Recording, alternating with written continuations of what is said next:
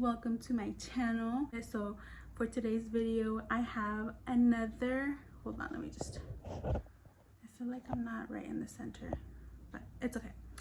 I have a sit down video for you guys, and in today's video I wanted to share my experience while I was pregnant and my labor and delivery story. I wanted to make a video and share my story and what I went through, because I know when I was pregnant, these are the type of videos that I was always watching, because every woman is different, and you know, some things you will be experiencing as other women. And so it's like nice to know things, or like learn about things that you don't already know about, and you know, just different things like that. That's why when I was pregnant I liked watching those videos, and so that's another main reason why I want to put out this video. So like, if any first time moms out there are looking up like pregnancy videos and stuff like that, I hope they come across this one, because yeah, everyone's experience is 100%, like it's very different and it's very hard, but like it's very, very rewarding. So let's get into it. And if you see me looking down, is because of course I made some notes just so I wouldn't forget anything, because originally I was just gonna like go for it, like no notes, no nothing. But then I started thinking about like, oh yeah, that did happen to me, like I did have that done, like, you know, this and that. So I wanted to make sure I had it all written down so that I can just like glance every now and then and just remember everything. I found out in October when I was already 5 weeks. So in September, I'm like getting really confused. So that means I would have gotten pregnant literally right after my period in September. So I found out in October and I was already roughly like 5 weeks. In the beginning, in my first trimester, I had little, like very, very little to no nausea. Thankfully, I didn't have any weird cravings. I think the only thing that I was craving the most was fruit with tajin, which is like normal. That's like a normal everyday Mexican like snack. So like I said, I didn't have anything out of the ordinary. I know some women eat like pickles with, I don't know, something weird, you know, like weird combinations. That wasn't me. But girl, my hands and feet, I did get super, super swollen. My feet, like I naturally have wide feet, but I'm gonna try to find a picture because I am not kidding. I look like the Michelin Man. My feet were so swollen, it looked fake. It almost looked fake. It was so ridiculous. Let's see what else. You know, the normal stuff. Of course, it's normal to feel pain when you're laying down, like from side to side. Like it's very uncomfortable laying down, especially when you have to like move from one side to the other, because you could only sleep on your sides. Like making that transition from like here, like to going here to going here, oh, it was the worst. I hated that. Let me see what else. Okay, so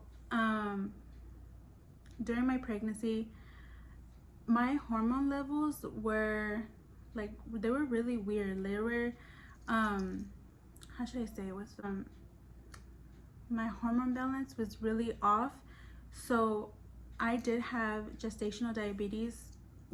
I got it towards the end, like my 3rd trimester. I was already like 30 something weeks pregnant when because you have to do, I think, how many times do you have to do the glucose test? I don't remember how many times you have to do it or how many times I did it, but I think it was the last time I did it, my hormone levels showed an imbalance, which meant that I had gestational diabetes. for the last couple of weeks of my pregnancy, which was really difficult for me because you know, I was eating anything and everything that I wanted, and with gestational diabetes you really had to be careful with what you were putting in your body because the sugars, you had to control your sugar level, and anything like, obviously sweets are sugary, you know, I had to limit the sweets I had. And then like you can get sugar out of fruits and like juices, so I had to like, I cut out all juices and try to like no soda. But even carbs, surprisingly, like I didn't know that carbs, when they when your body is like digesting them and they're taking out the nutritional value out of the food that you eat, and carbs breaks down into sugar, like there's sugar, that proper sugars that come out of carbs. So even if you eat a lot of carbs, that would process into sugars. So like even if I just had fries, like my sugar would go up because of all the freaking the sugars it had. Or like pasta, I could only eat a little bit because of the sugars that it was going to turn into. So another thing that happened to me during my pregnancy, because of my hormone levels, you have to do this genetic testing during the 3rd trimester, I believe. And when I got it done, and but basically what that genetic testing is, it's testing the baby's chromosomes for Down syndrome. And my hormonal levels in the test showed my hormone levels showed that the test came back positive for Down syndrome for the baby. So when I got the news, they told me to come back in to get further genetic DNA testing, and they offered 2 different types of tests. One is very invasive and the other one is non-invasive and super easy.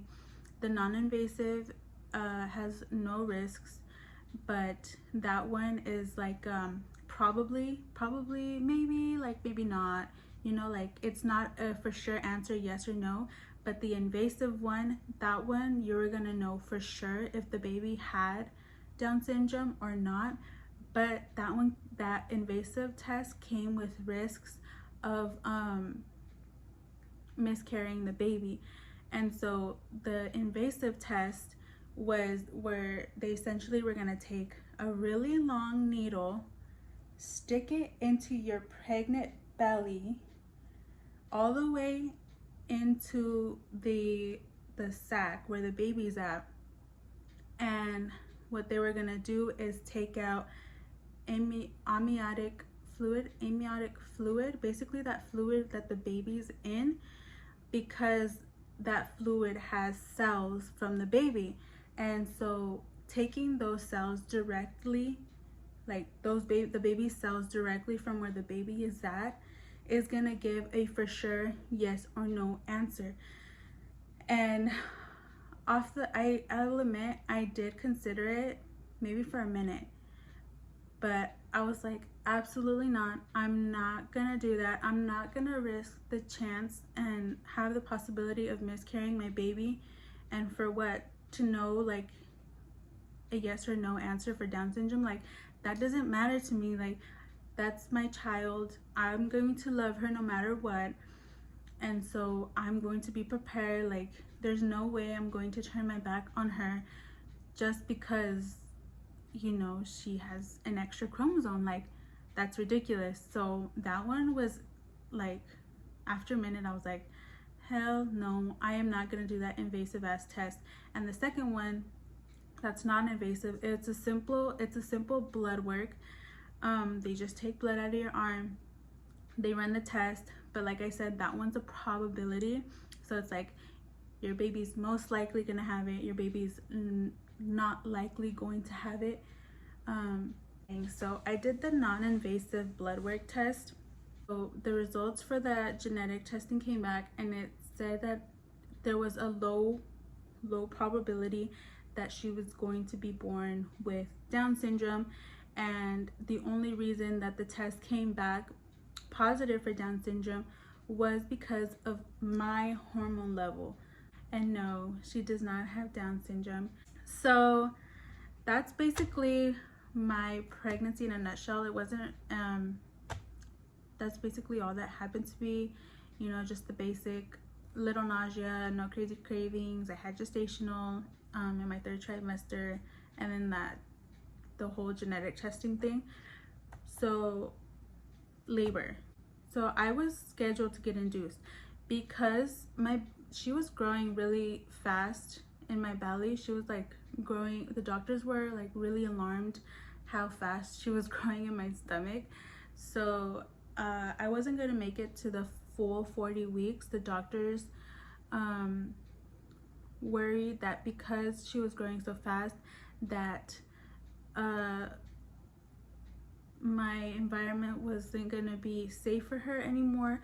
So at 38 weeks, they had scheduled me to get induced. I think it was June 11 originally was the day I was supposed to go get induced, but the beds were all full in the hospital, so they had to make me wait till the next day. I think it was Friday when I was originally supposed to go in, but when I called to make sure that, you know, hey, I'm gonna go in and get induced, they were like, oh, don't come in yet because we don't have an available bed. And I was like, okay. So I called back Friday night.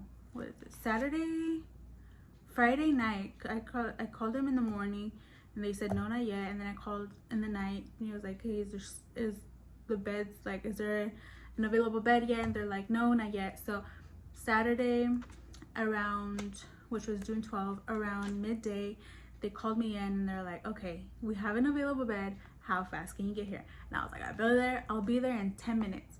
And yeah, I was. So I just got ready, brushed my hair, got my bag that I already had prepped and ready to go, my hospital bag, and we left.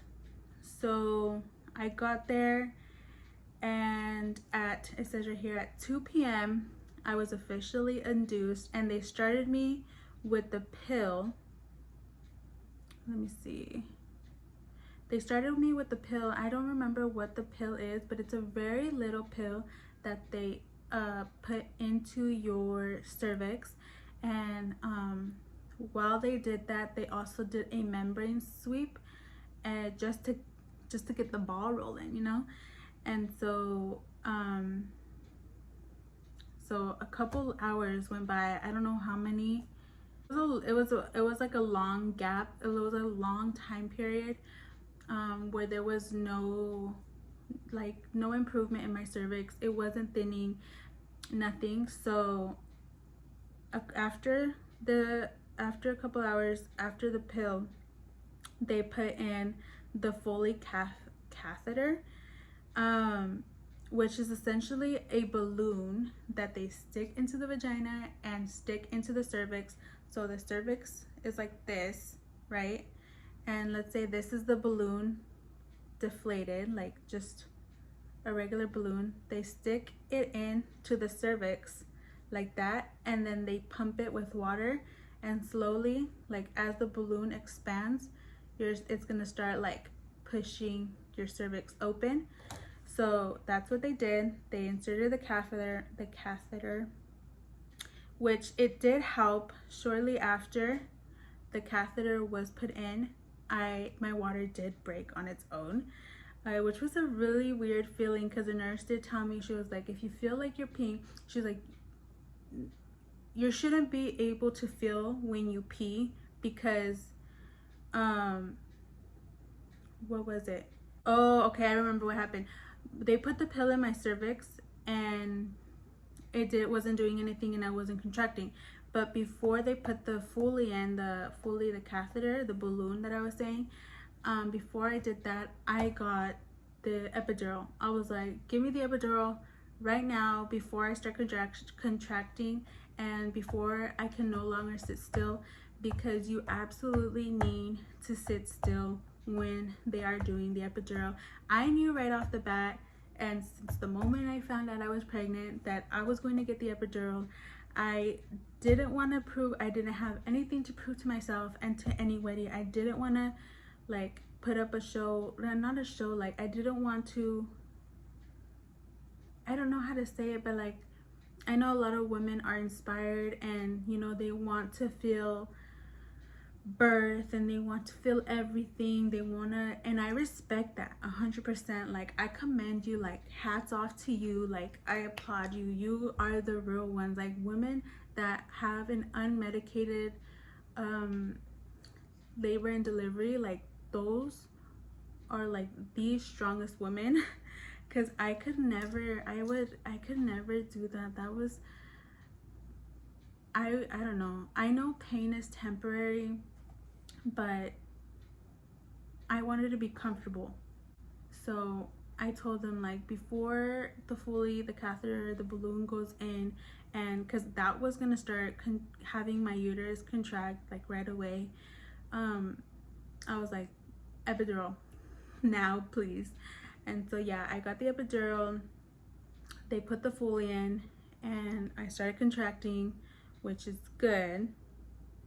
And then my water broke, and even though the catheter was in, I still wasn't dilating fast enough. I was dilating very, very slowly with very little to no improvement. That's what they put right here. So after that, after they noticed that I wasn't making any improvements with the catheter, they started me on oxytocin or Pitocin, which is the it is, what is it called? I guess like it's medicine to induce you, right, to help start getting the dilation in effect and the thinning of the cervix, to help the process go along faster. And they got me started on that. I don't remember what time, I don't remember the times, but it had to have been the next day. It had to be like early morning, like 4 or 5, and that was already June 13th, I believe. So it was early in the morning when I got that done. So regularly when you're in the hospital and you're getting induced, even if you're not being induced, they regularly, and by they I mean like the nurses and the doctors, come into your room and constantly check your cervix, right? So after they put the Pitocin in, literally the whole day went by. It took like 2 days for me to get to 9 centimeters dilated, and I didn't even dilate all the way. I pushed her out a 9 centimeters, and my cervix didn't thin out. What is it called? The face? It didn't thin out completely. So the cervix, it's like it's like tissue, and it's like this, right? Like your vagina's here, and like the cervix, it looks like a ball.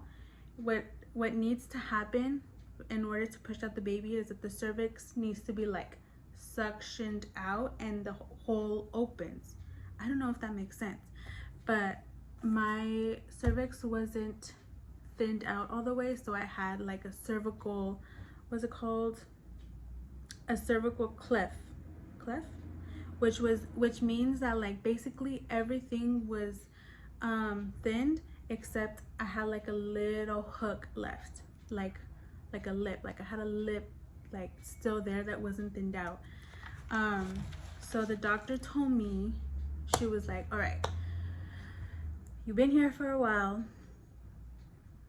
you're only 9 centimeters and your cervix isn't completely thinned out. She's like, we can either do a C-section right now, you can do a C-section, or, because she was like feeling it, they have to go in and feel where the baby's at to see if maybe I can push her out.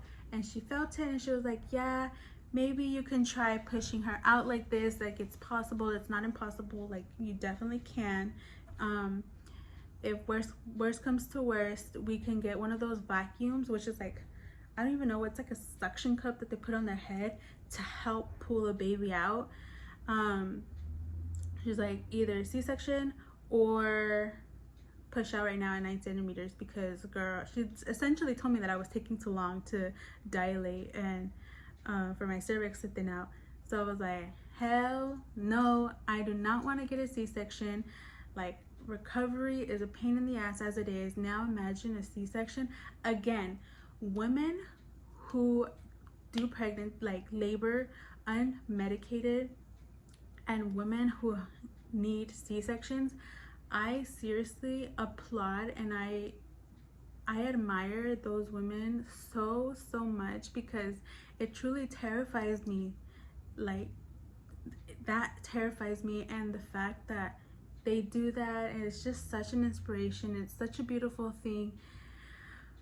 Like, I almost want to cry thinking about it, because it's just like, those women are so strong. Like, it's unbelievable what a woman's body can do. And anyways, I was getting off topic there again. So I was like, no thank you, I don't want to get a C-section.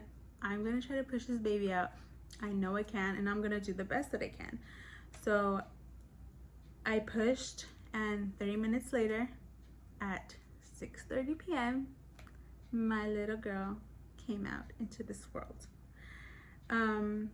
And because I did have gestational diabetes, the doctors did warn me that there was going to be a possibility that she was going to be born with her sugar low. That's why they really told me, like, be strict, because your daughter can have like low sugar when she comes out. And she did have low sugar, and what they would just give her a little bit of glucose, which is sugar, and that brought her levels back up, and you know, everything was normal again. Everything was fine. But so after she was out, they have to take out the wow, what's the name? The placenta. They have to take out the placenta and make sure your uterus is clean. I kid you not, the doctor was working on me, trying to take out my placenta for like 10 to 15 minutes. It was like, I don't know, I think she said it was stuck, because obviously it was stuck because she was struggling to take it out. She ended up having to take it out in pieces, and because of that, it caused an infection. I got an infection down there, so, which also led to me having a fever. Right as soon as she came out, like, my body just like chills everywhere. I was like sweating because I was like pushing her out, but I was shaking at the same time because I was so cold, and that was because of the fever, because of the infection. So I had to be on antibiotics for the next 2 days. They kept me there for 2 days after I delivered the baby, because they wanted me, I had to complete the whole antibiotics, because duh, you had to get rid of the infection. And also they kept us there a little bit longer, because they wanted to keep an eye on the baby, to make sure she didn't have any side effects due to the infection, make sure she didn't catch any of it, or you know, things like that, which she didn't, thankfully. She was perfect. So she did, so after that, she did have jaundice, and she did have jaundice for 2 weeks after she was born, but it wasn't like severe jaundice to the point where she needed to be put under a UV light, thankfully. I just needed to sit with her in front of the sun, and the UV rays that were coming off from the sun was enough to get rid of the jaundice that she had. My body though, after like immediately after the baby comes out, they take out the epidural. So as soon as the medication started to wear off my body, I was so sore. My muscles were aching so bad. I feel like I was doing CrossFit to the max, and my body was just like noodles. Like it hurt so bad. Like if I wanted to scratch my butt and I needed to like lift my butt a little bit, that hurt like so freaking bad. Like I can't describe the pain that I felt. Walking was terrible. I couldn't even like get comfortable in bed because the pain literally felt excruciating, and it hurt really bad. And I think it was because when you, oh, it's a helicopter. I was like, what is that? Your legs have to be like pushed open back like that, and I think they had put the nurses put a lot of pressure on my legs and my knees up like this, so that by the time like I was relaxing, my muscles were just like, girl, we're tired. They were like really, my body was so exhausted. I was in so much pain. But again, that does not compare to C-section, so I can't complain that much.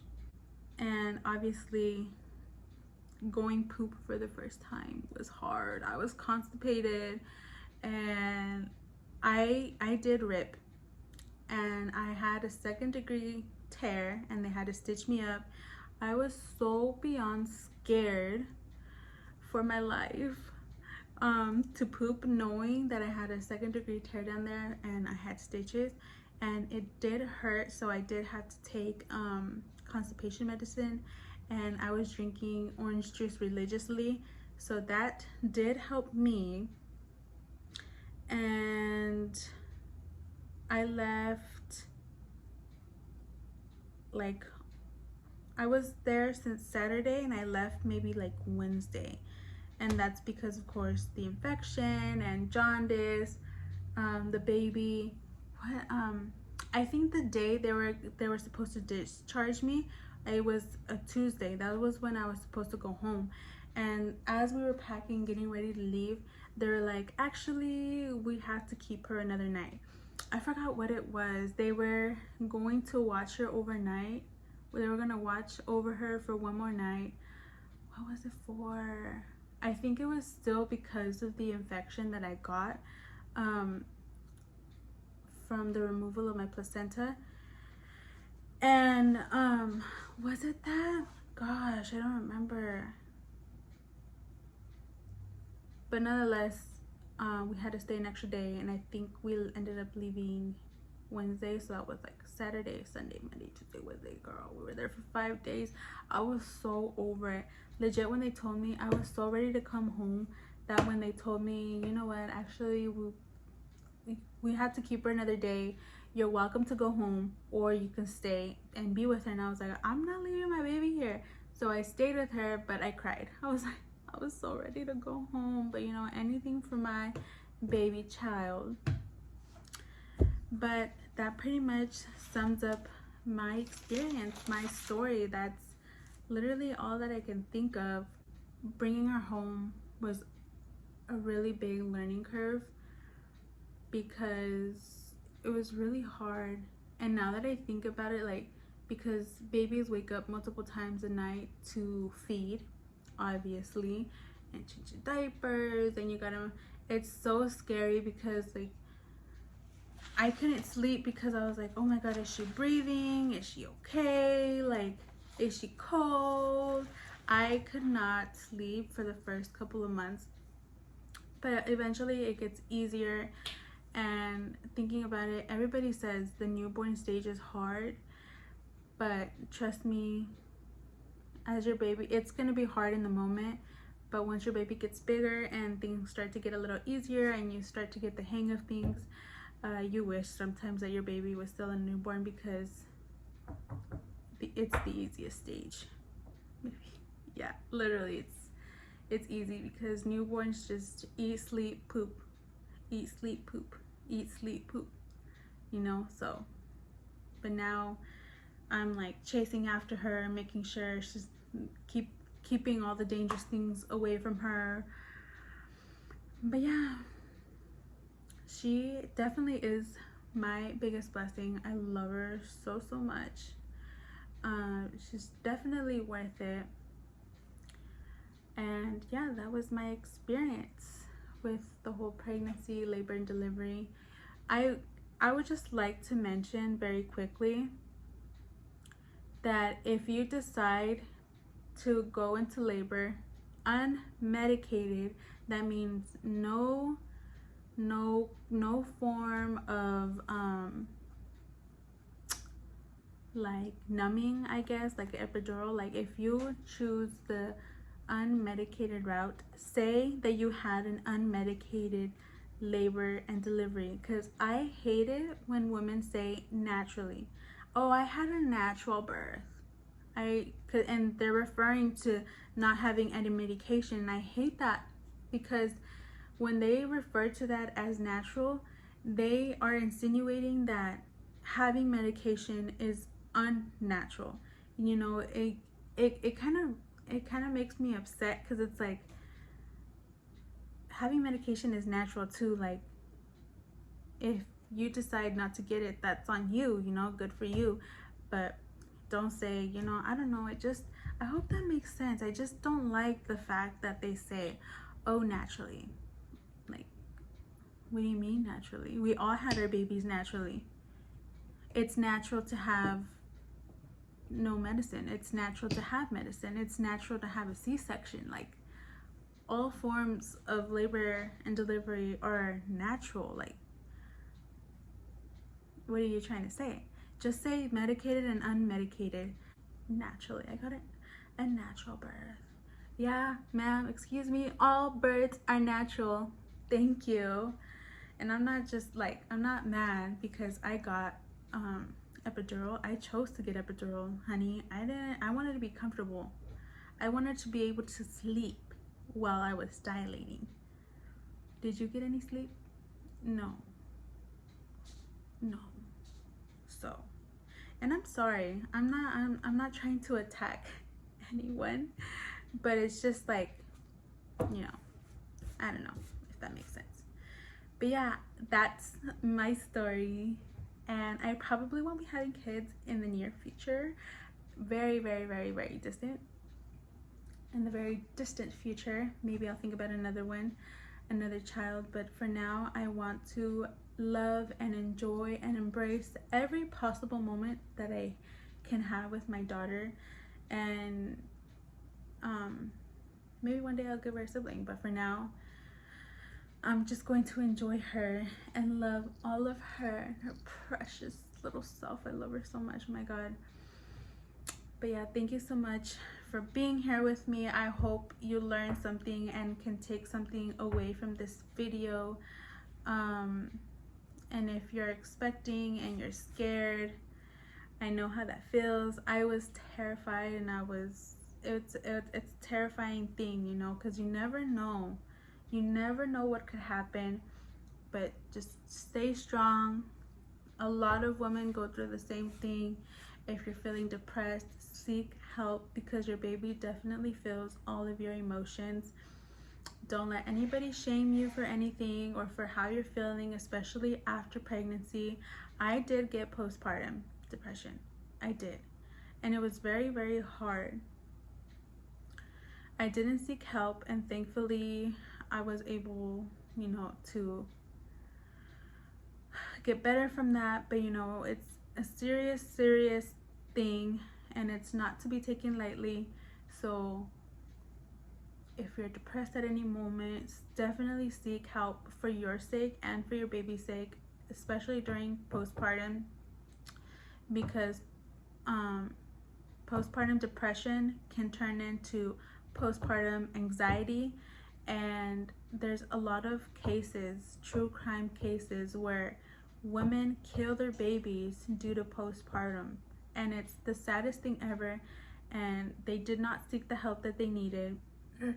So definitely, if you're feeling some type of way, even like the slightest bit of sadness or whatever kind of thoughts you're having, 100% seek help and do not feel ashamed about it. Put yourself first as well. I know that your life is going to revolve around your baby as soon as your baby is here, and you're going to lose touch. You're going to lose touch with yourself, and you're going to stop caring about yourself. And I did that, and I was very unhappy for a long time. Oh my god, I think I'm gonna cry. I was very unhappy for a long time with myself because I let myself go. I always struggled with my weight. My insecurities were my stomach, and my stomach just got bigger after pregnancy, and it sucked because obviously your body's gonna change and it's natural. And although I'm very thankful for my baby, and I'm happy and I'm so grateful for my body for doing that. That's my body created life. That's amazing, you know? But I can't help but feel like so insecure more now than ever because I am the biggest I have ever been in my life. Right now I'm weighing like right now it was 202. I was weighing 206.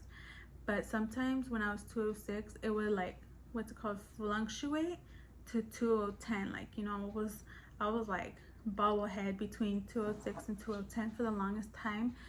But, you know, I've been changing my diet and I've noticed a difference.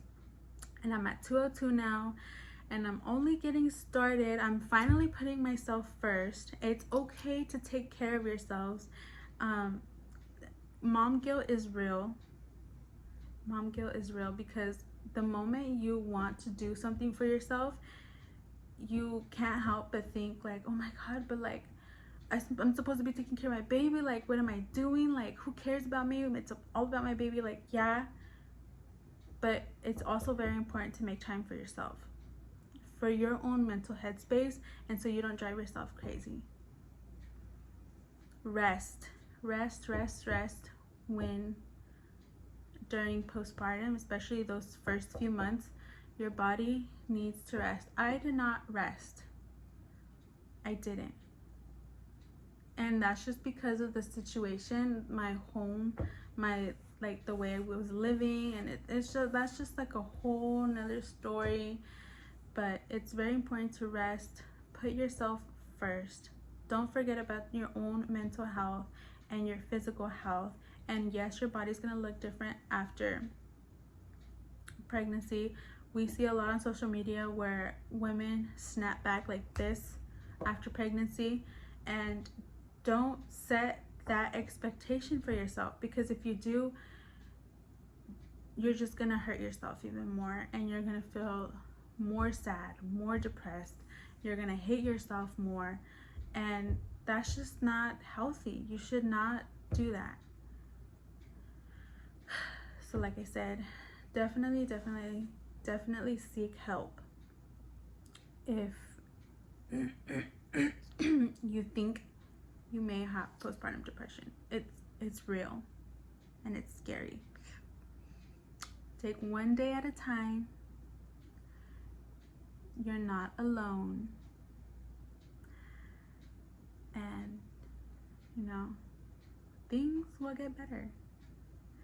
I'm finally at a place where I'm still not happy with my body, and I want to cry every time I look in the mirror, but I have to remind myself that I created life and she is my greatest joy.